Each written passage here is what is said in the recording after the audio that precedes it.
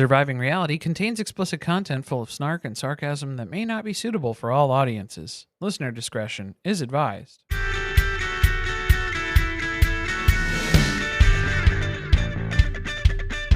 Hello and welcome to Surviving Reality. I'm Corey. And I'm Carly, and today we are talking about the season finale of Real Housewives of Salt Lake City, Season 5, Episode 16, Burn Books Revisited? There is a question mark at the end. We weren't sure if we were revisiting the Burn Books, I guess. This was very Monica behavior in this episode. Monica was mentioned. Reality Von Tease herself. She who shall not be named. Do you think named. she's coming back next season?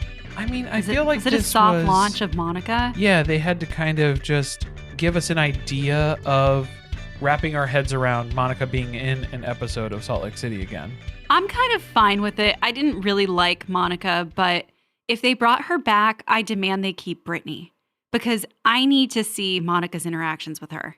She would rip her to shreds. Because it's kind of her competition if you're both going to be a friend of, because she can't come back as a full-time cast member. Not at first. Yeah, no, Monica can't come back as a full-time. No, absolutely not. I don't want her as a full-time cast member at all. I need her as a friend of.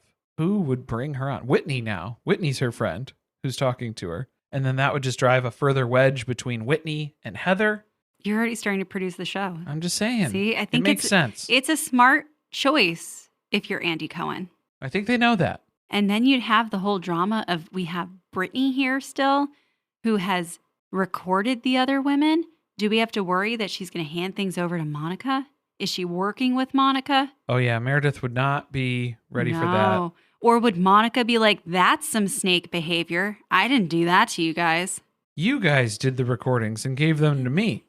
See, that's the difference. I'm not a completely horrible person. I have some standards. I've been waiting for this episode all season. This is my Super Bowl. There's 8 Lisas packed into one. It took a while to get here, but I'm glad that we did, yes. The episode description for this one is, on their final day in Mexico, the ladies surprise Lisa with a Lisa-themed lunch, but things take a turn when Whitney finally pushes Lisa to her limit. Love that Lisa was named 3 times in the episode description. I think they were contractually obligated to use her name at least 3 times. If you're not going to mention Vita Tequila, you're going to have to supplement that with at least 3 Lisas. With multiple Lisas? Did we summon her? Is it a Beetlejuice effect? Yeah, you're stuck with her now. There's no going back. But this episode starts off a little strange. You're trying to skip my description? Oh, right. I did a rewrite. I got into the flow. I was looking at my notes. See, this is why I shouldn't take notes with Housewives episodes. It's a problem. Puerto Vallarta runs out of Diet Coke when 8 Lisas appear. Mary Cosby questions her BFF's intentions. The ladies start healing by cracking open the Salt Lake City Burn Book. Oh, man. Yeah, we'll get into it. I didn't want to skip that. No, that was very good. Thank you. All right. You want to kick us off since you were so eager to do it? Okay, yeah. So the episode did start off with, was it a PSA? It felt like an anti-bullying ad campaign, didn't it?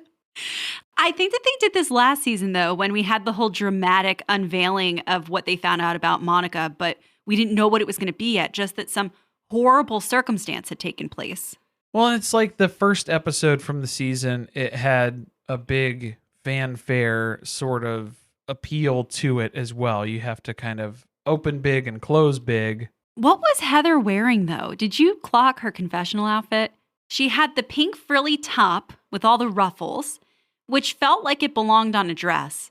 But then she's wearing camo pants. Nope, I didn't catch any of that. No? No. I thought they were leggings. I was like, does she think this is going to be a close shot? She didn't bother dressing from the waist down. This is a work from home situation. Yeah, I got the comfy pants on and keep it from the waist up, please. The whole point of this is that your closest friends sometimes cut you the deepest. I knew Heather was going to show up more in this episode because of the fact that she's narrating kind of the finale intro.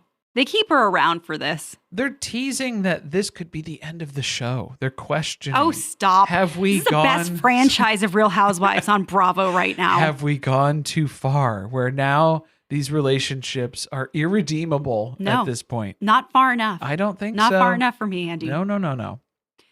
24 hours earlier, If you recall, when we left off, things were not good between Meredith and Heather. The accusations were flying around. It felt like we were playing a game of Clue towards the end here. Heather was drunkenly leading us through. We were going to recreate some scenarios. We had some acoustics that we were going to test out. In Meredith's room. Specifically. She didn't want to participate. She thought that Heather said something snarky about her. But she subsequently proved that the acoustics are, yes, it's very audible to hear things that are going on in Meredith's room because she continued yelling to Lisa about all of the turmoil that was happening outside of her door. Look, I'm pretty sure Meredith does not remember the fight that they got into. She just automatically starts apologizing. And this isn't the first time this season where something happens in the evening with someone, and the next day she seems to not recall the details of it. I get the feeling that Meredith apologizes for a lot of things that she doesn't remember any of the details for. The detail that I remember, though, is that she's using her sleep mask as a pirate eye patch. Yes, she scratched her cornea in the middle of the night. So it's very difficult to take her seriously when we're having this heart-to-heart conversation. I don't know how Heather's not laughing at a couple of points. Heather does not laugh at people wearing eye patches, Corey, because she's been there, done that. She can't make that judgment. Right. Yeah, she has a little bit more patience for this, but I would still laugh, though. This is still comical. Again, proof that this is the #1 franchise on this channel, that this is not the first time we've seen an eye patch appear on the show. How long does it take to heal from a scratched cornea? Okay, so I've scratched my cornea before, trying to get my contacts out, and it took weeks, and I needed to go get special eye drops. Yeah, I don't think that this was a scratched cornea sort of predicament that we were in here. I feel like this was a hangover that she was just... Too much light? Needed an excuse to have a sleep mask covering half of her face. Well, so question, why would you not just wear sunglasses? They're out on a patio eating breakfast. You totally could have done that. I think she needed more than just sunglasses. I think it seemed like it was one of those things you could put in the refrigerator. Oh, like yeah, for the puffiness, it would bring the the coolness to your face there. See, I used to have some awesome sunglasses that would block out every single bit of sun around your eyes. They were like old skiing sunglasses that had like little leather blinders almost on the sides too. So there's no light that gets in. It's just the sunglasses. And then your eyes are completely encapsulated in the glasses. Loved those. You had a lot of use for that, unlike a skier who's worried about being blinded by the sun reflecting off the snow. They broke in Chicago because they got too cold. So that's telling you something. Did not stand the test of time. Maybe you should have gotten a pair of some of these crazy Versace or Prada sunglasses. We'll talk about the sunglasses. We're going to get to the lunch. There's a pair I can't stop thinking about. Yeah, we have the Lisa themed lunch that everyone's preparing for. Heather planned this in secret. I don't like that Heather is making such a show of being the unofficial host of the last day of the trip. Because was this done out of the goodness of her heart, or was this meant to start bullying Lisa? Because it seems like it's done in jest or out of fun or out of love. But then we start to question, because then I think this did gear us up for a lot of our conversation of what's going to happen at dinner, because this is just Lisa lunch. Not everybody came with good intentions. Some people came with better looks than others. That's true. So they all are dressed up to look like Lisa, except kind of Mary Cosby. Mary Cosby didn't go with the wig. Everybody else went with a wig. Brittany looks better with this wig. Does she need Lisa hair? Whitney too. Brittany and Whitney. Oh, is it the body count hair? Are we doing better without that? Oh, so maybe it's not the color for Brittany. It's just that we don't have high body count hair this time. It's the styling. And for Whitney, it is the color. Okay. Unfortunately, though, Whitney is wearing 3-year-old Tom Ford pants. And that is a jab that Lisa makes sure to get in there when she sees her. See, what's amazing about Lisa is we noticed in this season so far that she is able to slip in devastating insults while she's complimenting you. And that rings true yet again. She did it once with Brittany, where she was trying to make her feel better about her hair. No, you look beautiful, but maybe we'll do some... You could use some Kerastase Dermatique. We need some product in there too to just help it out. By the way, Brittany is really upset that Lisa ended up getting a brand deal with Kerastase after that. But her hair is the hair that looks better in this equation compared to you. Yeah, I don't think Brittany understands that your hair needs to be in a place where you can be the spokesperson for a brand. Well, and she's not there. You know what? Not true of Blake Lively. Oh boy, are we opening that can of worms We on this could. episode? Do you want to go into Blake Lively's her hair products? We do not have time to get into that today. I'm sorry. We'll save that for another day.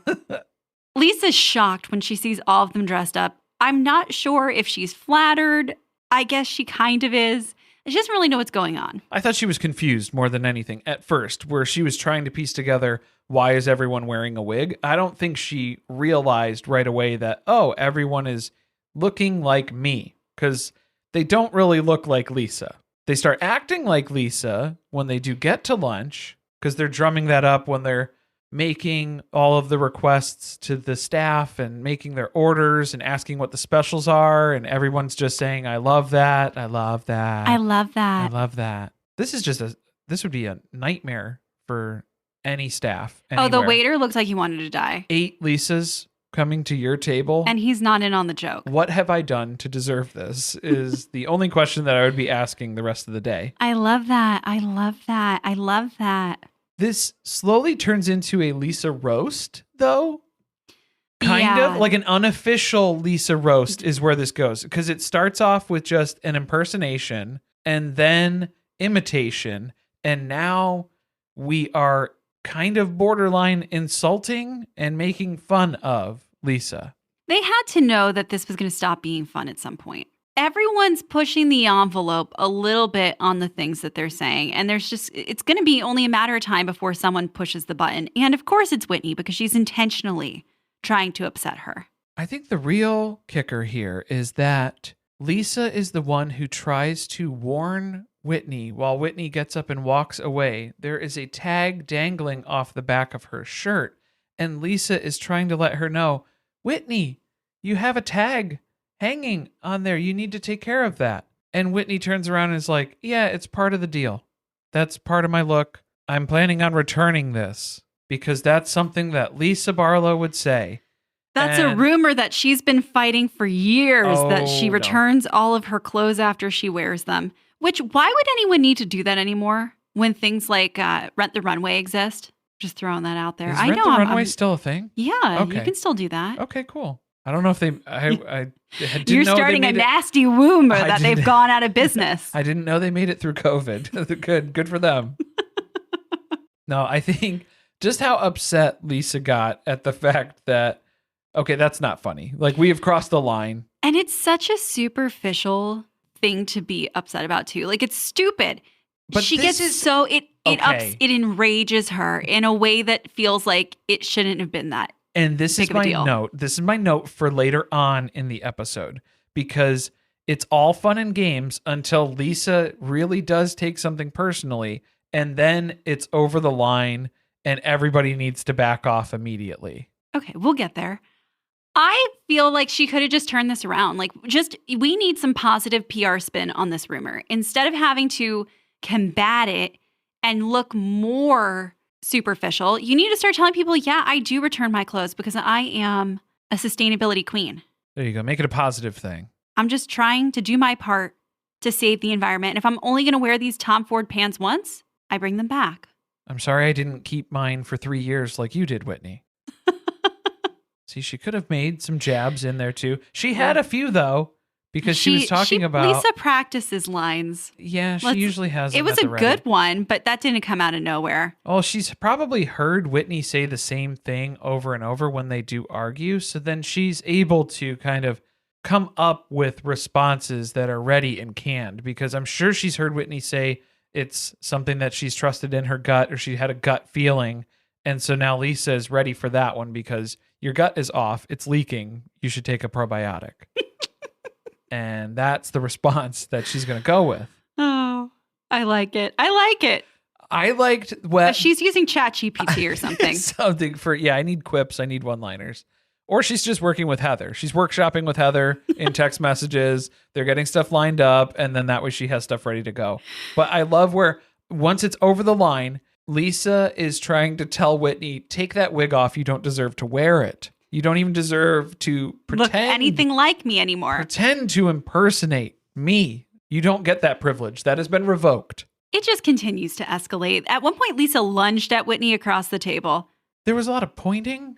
There's a lot of pointing throughout this entire episode. We get to the second dinner and there's more pointing from Whitney. Oh, yeah. But Brittany has to jump in. She's going to defend Lisa by going after Mary? Brittany just wants attention whenever the group is focused on one person. She doesn't care about digging Lisa out of this hole. She's getting jealous. But I mean, she did take a moment in passing to make sure that she vocalizes her unwavering support of Lisa Barlow as well as part of this.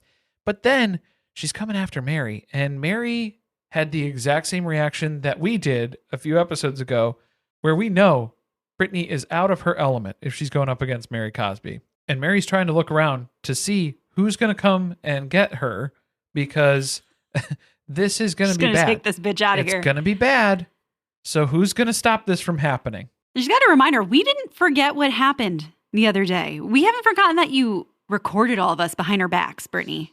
So you need to be silent. But Brittany is trying to say that Mary Cosby was recording too out the window. That is a bold statement when, again, we've already made it abundantly clear there were 85 cameras in the shuttle bus, and we saw every different angle of Brittany's phone and how it was recording until she hit stop. I didn't see any footage that they flashed to of Mary Cosby's phone being out and recording anything. I cannot wait for them to show her doing that from every angle, like unedited at the reunion. They got to show it to us, right? It's been such a point of debate. I think that's going to be the end of her. So Brittany, who can't handle one fight with Mary Cosby, is now trying to pick another fight with Meredith.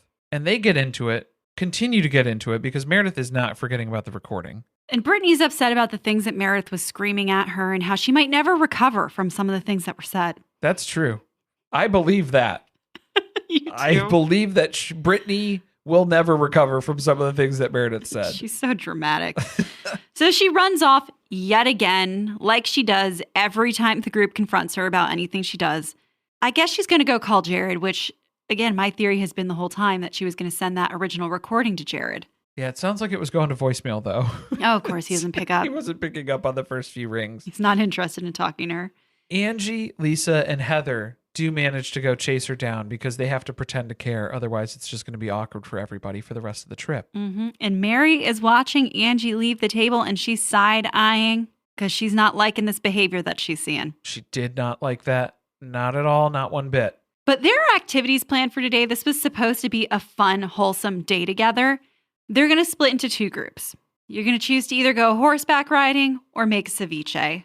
Where would you go? I wish that I would be able to get a glimpse of the horses before picking the horses, because I feel like I would have leaned towards horses because I'm not going to get down on ceviche. But there has to be other food probably that's happening there too. So I think the cooking class seemed boring. The cooking class did seem boring. I feel like I would be more inclined on the horse riding. But then when we see them getting out to the beach and the horses that they jump up on, and these horses are already skittish and stressed out, I think it's just the energy that these women are carrying with them. They just came from the lunch of 8 Lisas, of course. That's a lot of Lisa energy to be holding and dealing with. And everybody's angry and upset. They were just screaming at each other. No wonder.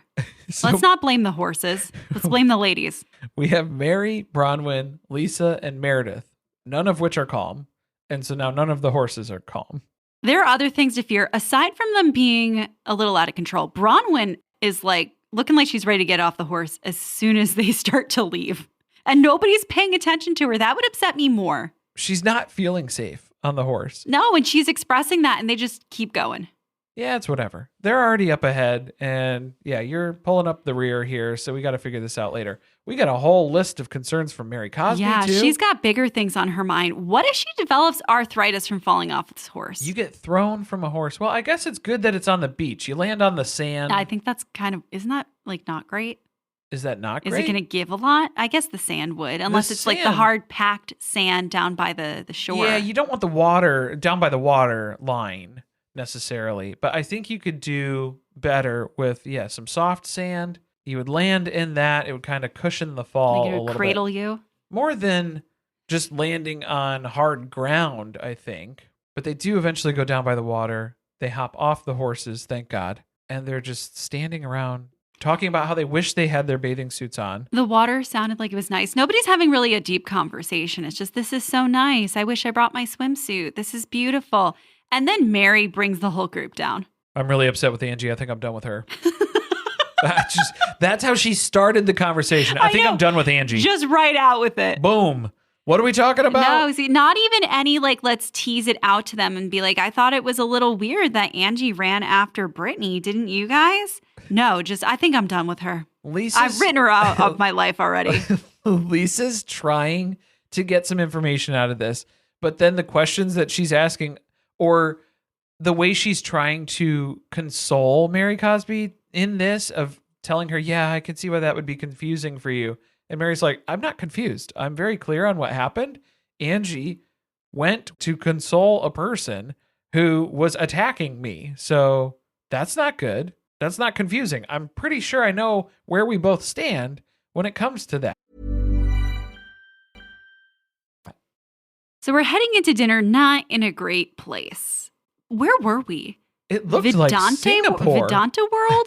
I don't know. It's like a theme park place it was a grand opening of some kind. It looked fun, except Mary was not excited about the fact that they had to go up the stairs to go eat. Yeah. No. After the horseback riding, that was a lot of physical activity. Too much going on. Maybe she should have made the ceviche, but she probably wouldn't have been able to handle Angie and Heather working on their new material.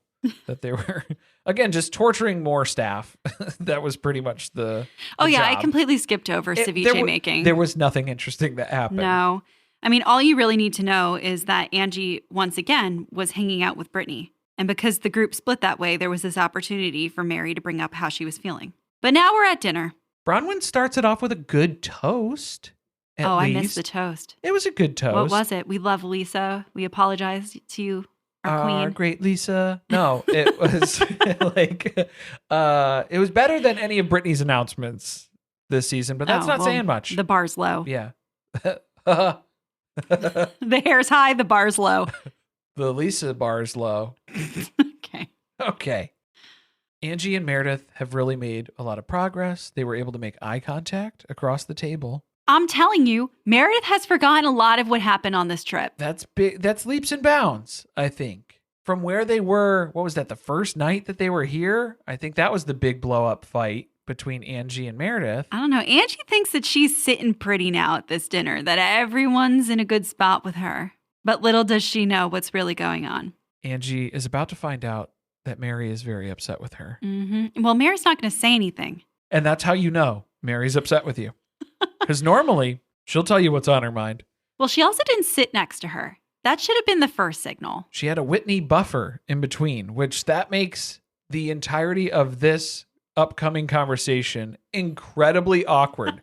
Because every word that's exchanged between Angie and Mary has to pass through Whitney. It's just crossing right over in between Whitney. I saw so many people talking about how they teared up during this conversation and it made them emotional. But like you said, I could not look past the fact that Whitney was in between the two of them.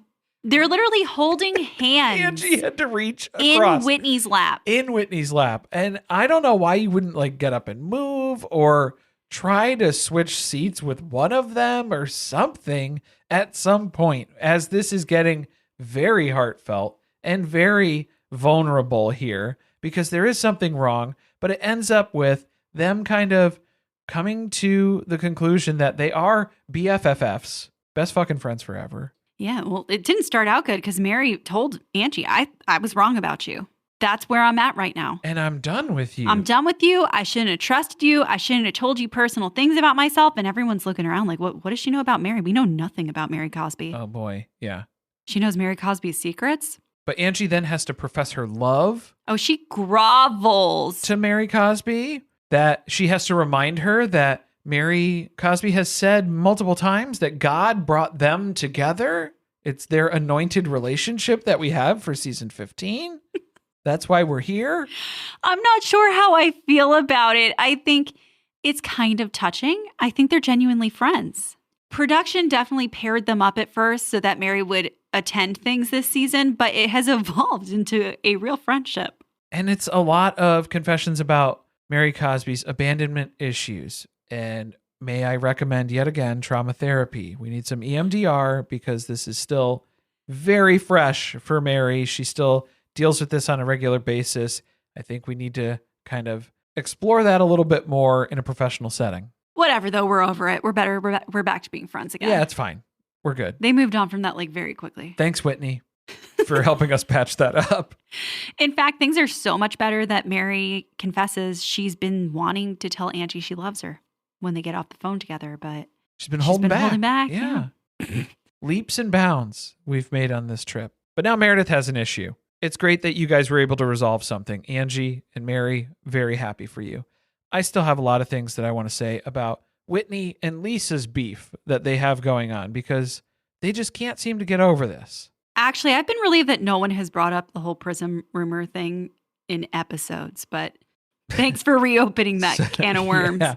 So Meredith's going to reopen the case for us here. And it turns out that Meredith knows Whitney's whistleblower, her podcasting host person who allegedly gave her all of this dirt on Lisa. Well, it's not necessarily a whistleblower because Whitney went to them seeking information, which is even more suspicious. She went to someone with a bias, asking them to confirm her bias.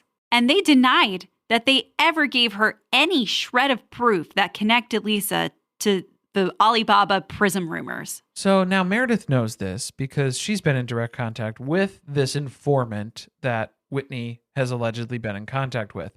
And they've discredited everything that Whitney is now claiming because it's all based off of wild fabrications. But she doubles down. Whitney does. Yes. She's pretty sure that that's the truth, and she doesn't know what Meredith's talking about. And she can prove it because she called another informant, Monica Garcia, the Real Housewife who shall not be named. And she claims that back in the day, Lisa would feed rumors and information to Reality Von Teese. Which is total bullshit. And Lisa is able to discredit that immediately. She denies that claim. Heather is so puzzled as to why. Pissed. Oh, well, she's Heather upset. is fuming that Whitney would betray the group like that and call Monica. Because that's what all I immediately wrote down was, why would you trust anything that Monica says? When all last season, she lied to you guys the whole season. So how quickly Whitney forgets. No, she literally lied about who she was for the entire season. Monica Garcia is not even her name. And of course, Heather's angry because we have to remember what was going on in the background. The lawsuit where she was suing Monica to pay Beauty Lab for services that she had and she never paid for. But now you're suing Monica Garcia and she doesn't exist. She's like a shell corporation that she just runs up the bills for, and then eventually she'll file bankruptcy and come up with a new name, new alias. She has betrayed Heather in ways that the rest of the group cannot even comprehend. But this is where Whitney is then blaming Meredith and Lisa for backing Whitney into a corner where her wild accusations went unfounded for an extended period of time this season. So she was so desperate that she needed to find any scrap of evidence that she could get her hands on. So she had to turn to our mortal enemy, the person we trust the least, but the person with the most reach. This really goes sideways after this. It's escalating. Things are getting a little bit more intense. It's ratcheting up. The finger pointing is flying around. Meredith's pissed, and I kind of understand why. They're treating her like Whitney because of the fact that she went to a third party and talked to them about what was going on. Not the same as going to Monica, in my opinion. Right. And it's a source that Whitney has already talked to. So if Meredith is going to check on that information, she's already speaking to someone that Whitney spoke to. That's what the basis of the argument is founded on right now, is that person's account. And Whitney keeps saying she has proof, but she has nothing physical that she can present. So now Lisa and Meredith are pretty upset with Whitney. Whitney is trying to defend herself and doing a piss poor job at it. Heather is upset with the Reality Von Teese mentions.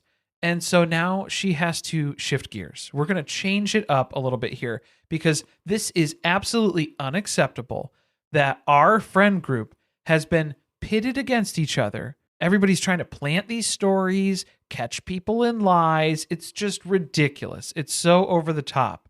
I don't think Heather realizes that that's kind of the point of the show, though. Because if you didn't have that stuff right now, it'd be pretty boring. She knows. She knows. Come on. I think she'd be a good cult leader, though. She was able to talk everybody down pretty quick, get everybody on the same page to say, hey, here's what we're going to do. We shouldn't be fighting like this. So what we're going to do is we're going to go through our phones and drag up some shit and piss each other off. But here, 1-to-1, looking somebody in the eye to piss them off. This is so much worse than the Rose and Thorn. They're going to go through their phones and find the nastiest, worst thing they've said about someone here at the table. And then they're going to hand their phone to that person to read it aloud to the group.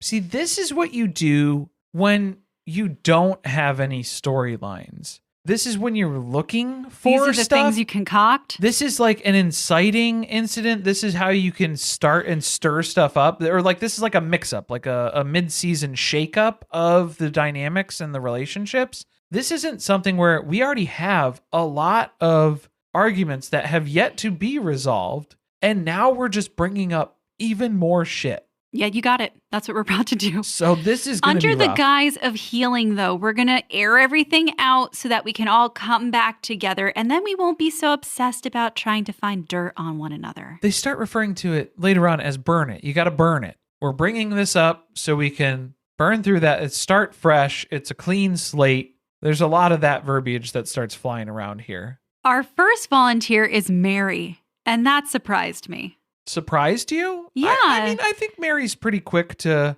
You know why I think she Mary... doesn't like to participate usually. Well, not participate, but I think she likes to say things. Oh, she was like, here's my opportunity. She likes to be honest and say some stuff without repercussion. Sure, she'll take you up on that opportunity. And I think the reason why she volunteered to go first was because hers was Heather's. And she's like, Heather, you want to play this game? You're up first. Yeah, that's fair. And so I liked that. I respected that. Why don't you demonstrate how this works for well everyone? Played. Yeah, because I think that was going to set the tone for the rest of the event, which Heather handled it pretty well, I think. I mean, she was hurt by it initially, but then understands. Oh, as she starts to read it, she starts getting upset. Of course. And what it said was essentially that Mary never felt accepted by Heather and that she thinks that Heather's success has gone to her head. She's just really competitive. She's super mean now. She's forgotten all the people who have gotten her to the place that she is. But I'm proud of her. Which, nobody really gave her shit for having a text that wasn't entirely mean. I mean, it wasn't nice. I think that was it the one. It wasn't nice, but was it true? Well, I think it was true. And here's the part. Well, yeah. And I feel like this was the mindset of Heather brought this up. She wants to play this game. I'm going to think of something for Heather because I'm sure she's had meaner stuff. If she wanted to go through her phone and pick out a mean thing that she said in a text message to somebody, she's got plenty of options. I'm sure. Just in the DMs to Jared Osmond alone.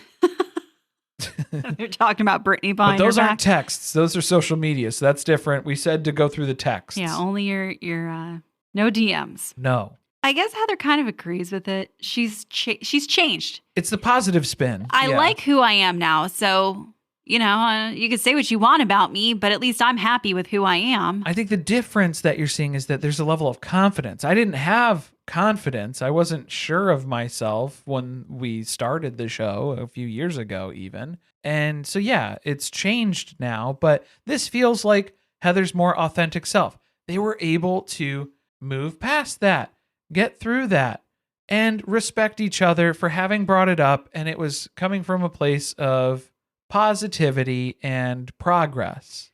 See, that's how this is supposed to go. Great. Yeah, they even said, I love you to each other. So Mary's she's got all the love to give tonight, which is why Brittany is trying to find any message that she can that's related to Mary, because since Mary's in such a good mood, she wants to try to win some favor with Mary. So Brittany is addressing her most heinous, horrible text message that she has in her phone about this friend group. And it's when she didn't invite Mary to tea at some point. She would prefer to invite Bronwyn for tea instead of Mary. That was the devastating text that Brittany was able to pull up. I'm not sure how she's managed to do it, but it's exactly the same energy as when she makes an announcement. Maybe she should have checked her deleteds. That's where it's all. Could have skimmed through those. It's all in there.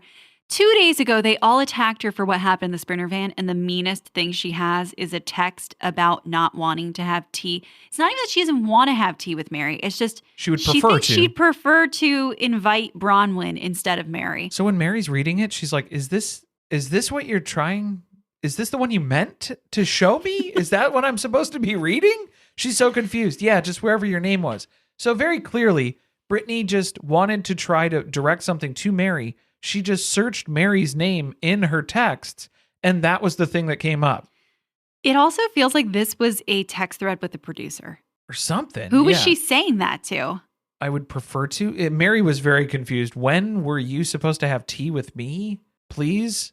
Did Bronwyn ever have tea with Brittany? Any opportunity that you have for tea, please do not involve Mary Cosby based on that. If she was like, me too, there, agreed. Yes. Invite Bronwyn, not me. Do not call Mary Cosby if Brittany is involved in tea. It just came off as disingenuous because that's what Angie is like, wow, that's the worst thing that you have in your phone.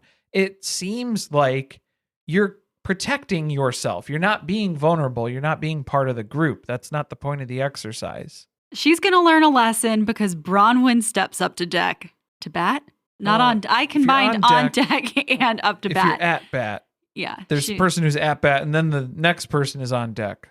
I got there eventually. Okay. All right. So Bronwyn's, she's coming for Brittany. She's got a text about Brittany. It's a mile long. I thought this was going to be the meanest thing that we heard. She was kind of apologizing at first. So that's when you know that they're bad. As she's handing her the phone. When you're handing the phone and it's, well, this is how I felt at that time. Yes, she's justifying her position before we get to hear what the actual stance is. Which is Brittany is emotionally manipulative. She parentifies her children. She's trauma bonded in her relationships, and now she's doing it to us. And it's below her intelligence level and maturity, and I'm embarrassed for her. Ooh, yeah. I mean, wow. Okay, but like where were the wrong statements in that? Oh no, it's all right. It's hard to hear if you're Brittany. And it was hard to read for her. A lot of those words. It was a read. Parentification. That's what it was. I'm shocked that Brittany was able to read parentification. Oh no, she was stumbling over the first few words of the text. 6 syllables. That's a lot. Emotionally manipulative. Ooh, yeah, that's a tough one. That was a lot to read out loud. But I mean, Bronwyn, I don't know why she felt guilty handing her phone over to have Brittany read that. She has said pretty much similar things to Brittany in person in front of the group about how everything that I've learned about you, Brittany, is just chaotic as fuck. Can I learn something that's normal about you? Everything is a trauma dump. Everything is just all these horrible things that are going on in your life and whatever struggles you're facing, but you're just like throwing that at the group to see what sticks. And that's been discussed as a group before. So I don't know why Bronwyn even feels hesitant about giving up her phone for this. I mean, there was a lot. Was it though? You don't feel like it was a lot to say someone's manipulative? They've put their children in an unfair position. They have weird relationships. And now they're trying to be like that with us, and we don't really want anything to do with it. We do that on a weekly basis on the podcast. Oh, no.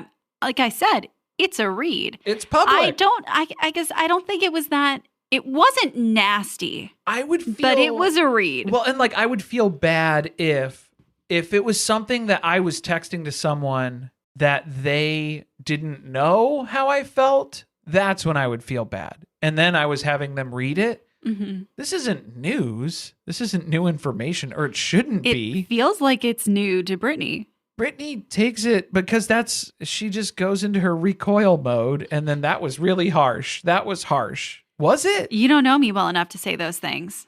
Like, I don't know. This is like our second trip together. I mean, that was pretty close. Third trip. That was pretty close. Were we not? Aren't you like no contact with your daughters and stuff? Like it's, we're getting warmer. At the end, Bronwyn tries to leave the door open for some type of friendship between her and Brittany, although I'm not really sure why she would want one.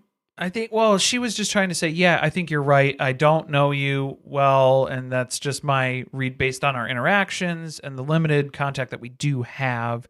So I am saying I would be open to getting to know you more.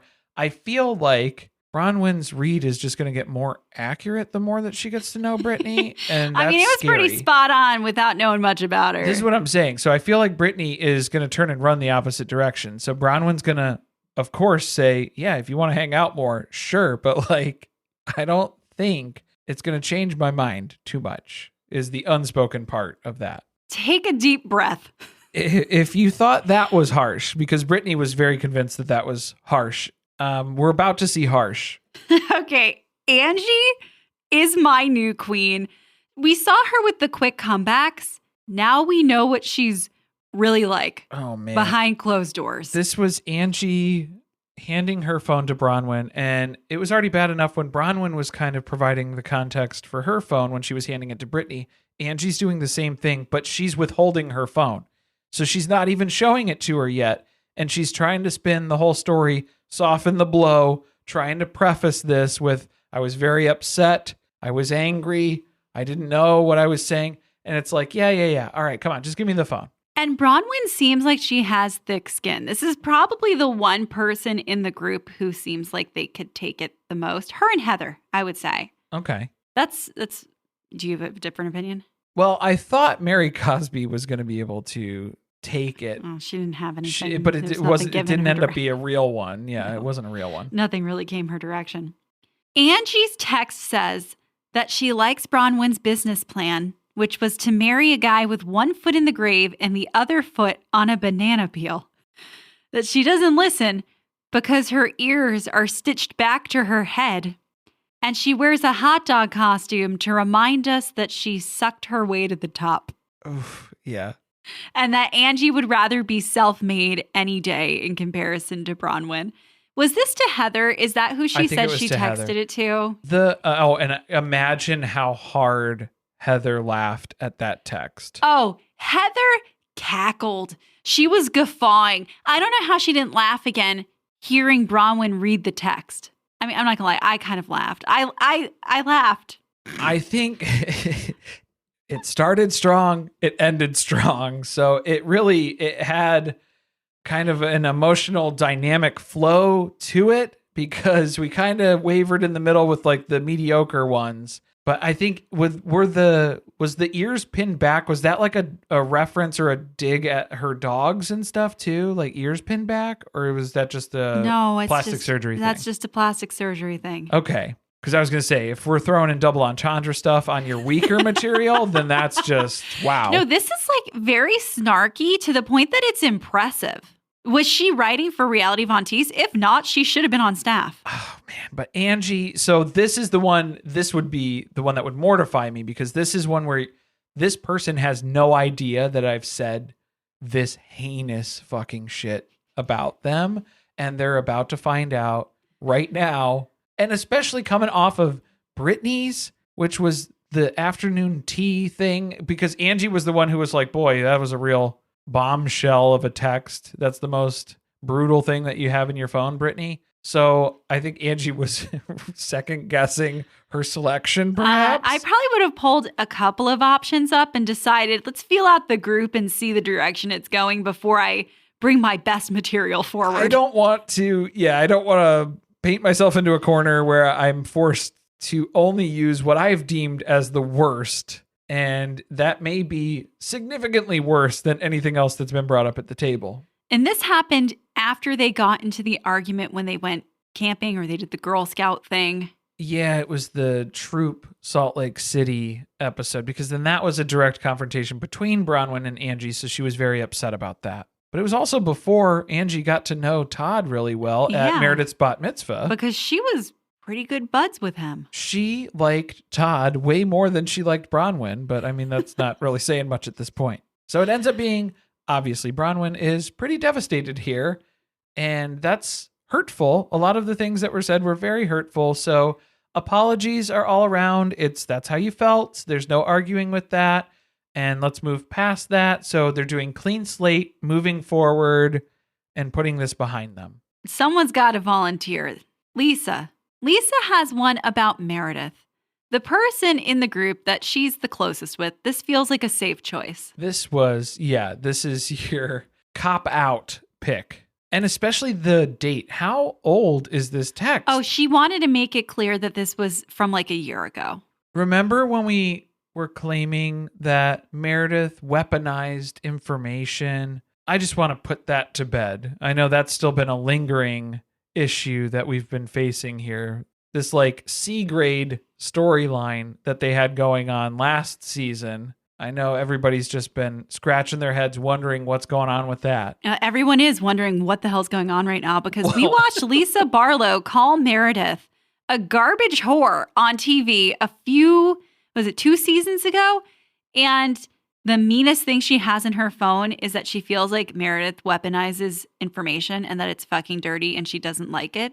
That's not the worst thing That's it? In Lisa's phone. Well, okay, so then that's where everybody thinks that can't be the worst thing that's in Lisa's phone. I will go ahead and argue, I think maybe that is the worst text message that Lisa has in her phone.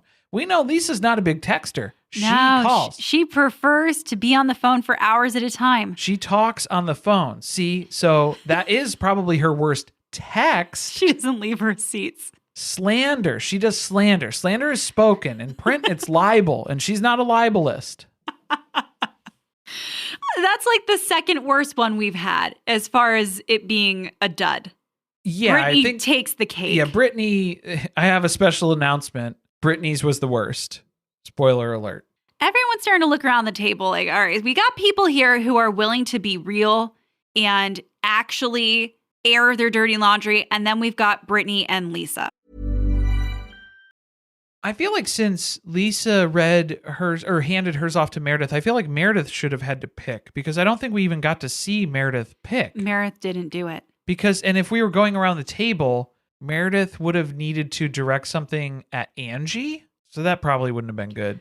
I'm pretty sure that Meredith has deleted all of the texts in her phone because she's so paranoid that Brittany somehow has been recording her or accessing things in her room that I think she just doesn't have any text left in her phone. I just did a factory reset this morning, so that's why it was at 4 o'clock in the morning, and I dropped my phone, and it hit me in the eye, and that's what scratched my cornea. That's what happened. That, or they're just like all jumbled, and you can't understand what she's written. It's just... Yeah, that... You need a few pills and a glass of wine, and then you can understand what's in there. That autofill, autocorrect is just, it's a whole other level. Yeah. No, I'm telling you, she doesn't even text. She just does voice recordings. Well, then, yeah, that's why she hasn't been able to send any texts since she's been here, since they caught Brittany recording stuff in the Sprinter van. This is just very terrible for her. Well, that means someone else is going to have to go, and Heather has another BFF confession. We're going to go for Whitney. And she's prefacing it too. This was in a moment of rage. This had the meanest language to me because there are some people who their words cut, but they were kind of clever, and I respect that. This was just mean. I think there's a difference between making fun of someone or like ripping on someone, which that was like what Angie was doing to Bronwyn, where it was almost in an attempt to say something that was kind of over the line, but it's funny, so then you can kind of get away with it. But what she said was that Whitney is a low-life, thirsty piece of shit that sold her soul for fame, and that she regrets ever stocking her Whitney Rose products in her store because they've never sold a single one. She called her a snake, too. I think that was in the mix. So yeah, it's just the verbiage, the imagery, and it was all very directly speaking of it in a factual way about Whitney's character. I think that was what cut a little bit deeper on that one. I feel like I'd be more upset about someone calling me a piece of shit. A low-life, thirsty piece of shit? Yeah. You can say that I'm dressed in a hot dog costume because I sucked my way to the top. Like, that's kind of funny. Is it costume or couture? It's a costume. That was the most insulting part of the whole thing, still calling it a costume. Yeah. They're over it in 2 seconds. I mean, Whitney was hurt. She looked upset. She was going to cry. Rough. I feel like she internalized that very quickly. Oh, she's holding on to that for later. Yeah, I mean, they're saying that this is all good, fresh start. I feel like that's one that Whitney's going to hang on to. She's going to remember this one. Well, that means it's Whitney's turn, and I don't think it's any surprise that the person whose text she has is Lisa. She has something to say about Lisa Barlow, like she's had to do all season. I'm not entertained. I'm not here for Miss Whitney Rose. The scariest part of this whole exercise was handing your phone to the person who has to read the upsetting text. Yeah, nobody threw a phone. Yeah. Whitney that wasn't even where your mind was going. No, Whitney kind of threw Heather's phone back at her, and then Lisa ends up throwing Whitney's phone back to her. Oh, well deserved. To an extent. And I think, especially with our Breakfast at Tiffany's run-in that Meredith had, where she was trying to show audio or have people listen to the audio, and Whitney was grabbing at her phone. I feel like this is already a hot button issue that we've had to deal with this season. It is scary to hand your phone to another person. How big was the text on Whitney's phone? Fucking huge. It was on like 200 zoom. Because first I thought it was really, really long. And then I realized it was just zoomed in so that you could only read one single character at a time. It was a word by word. It was like a teleprompter. But I feel like, I would have had to take a screenshot of it and then just crop around so you can't see the other responses or something. Like, this just feels a little bit too much to see what else is going on. Oh, you know what? Back to your point about handing the phone. How did no one read what Heather responded to Angie? Oh man, about Bronwyn. I feel like that would have been more brutal. Oh, I would want to know if Bronwyn just did a little flip just to see what else was going on. So maybe Angie did take a screenshot. There probably are. It's probably a screenshot she situation. She cropped around, and I think that's the safer way to do it. According to Whitney, she was at a party with Justin, and someone approached them and asked if they wanted to have a threesome, and figured she would be open to it because this person can have Lisa vouch for her. Because she has made out with Lisa before while we get demonetized. They were doing some hand stuff while doing some mouth stuff. Yeah, I guess that's the best way to explain it. So John is now involved in this story. Let me remind you. Yeah, Lisa doesn't like that. This is not the first time that Whitney has spread a rumor about something sexual about Lisa. Remember the jazz tickets. She's giving blowjibbers for the tickets, the floor seats. Was it floor seats or was it suite seats? I think it was the floor. I think it was floor seats. Immediately, Lisa flips out. I think this speaks to the character of the people. Everybody else at the table was kind of able to take this and then address it. So Lisa going immediately to combative mode is not helpful here. You know I'm going to defend her. I know you are. I can't help myself. The problem I have with this entire thing is this game seems set up to provide an opportunity for Whitney to attack Lisa once again. And every time they've gotten together this season, Whitney has had some shit to say about Lisa, and I'm not surprised that she popped off. I think this is where, like, the parameters of the game, if you call it a game, is this a game? Whatever trust exercise this was, cult programming that Heather's doing for we can't trust anyone outside of this group is everything. I feel like that was the part of it of changing the rules while you're engaging in this. Everybody else has had to go through this, and now it's your turn, Lisa, and you're not liking what you're hearing. So now she's upset, and that's the response, is that, oh, this is messed up. You took it too far. That's not what we're doing. I'm not forgiving you for this. Okay, was there a line about bringing up sexual things? It seems like Lisa felt like there should have been one. Okay, and Bronwyn does mention this as part of the accusations that start flying around about whose line has been crossed and all of that, because Angie's text was talking about Bronwyn's marriage, how she's a gold digger and she's married Todd just because he's got one foot in the grave and one foot on a banana peel. And she sucked her way to the top. That's a sexual thing too. So bing, bang, boom, we've got both of those things lined up. So why are we saying that's not fair when I think it's just Lisa doesn't listen when Bronwyn is communicating, when Bronwyn's talking? Has that been the trend this season? I think it's true that Lisa doesn't hear the things that are said to other people and think about how it would make her feel. Well, I don't know that she's capable of that. Yeah, she's not listening when Bronwyn talks this season in general either. So she's not getting that. She wasn't listening to Mary Cosby when they were on the beach and Mary Cosby was saying, no, I'm not confused about the situation with Angie. I know what's going on. She then asked her after that too, is that why you're confused? No, nobody's confused. So Lisa's not doing a great job of listening, retention, and then responding to things. Maybe Angie's text should have been about Lisa with the ears. Should have been. Maybe. I think it just comes down to Lisa can't handle this. This is too much, and it's too much coming from Whitney. She's way too emotionally charged about this coming from Whitney. Yeah, she's already upset with Whitney. Whitney has been bullying her already today, making fun of her for returning her clothes and whatever else went down at lunch. Okay, so does this justify what Lisa's response is? Where then she looks to Angie and then shares a circle jerk information about Sean. Was that really information or was it hypothetical?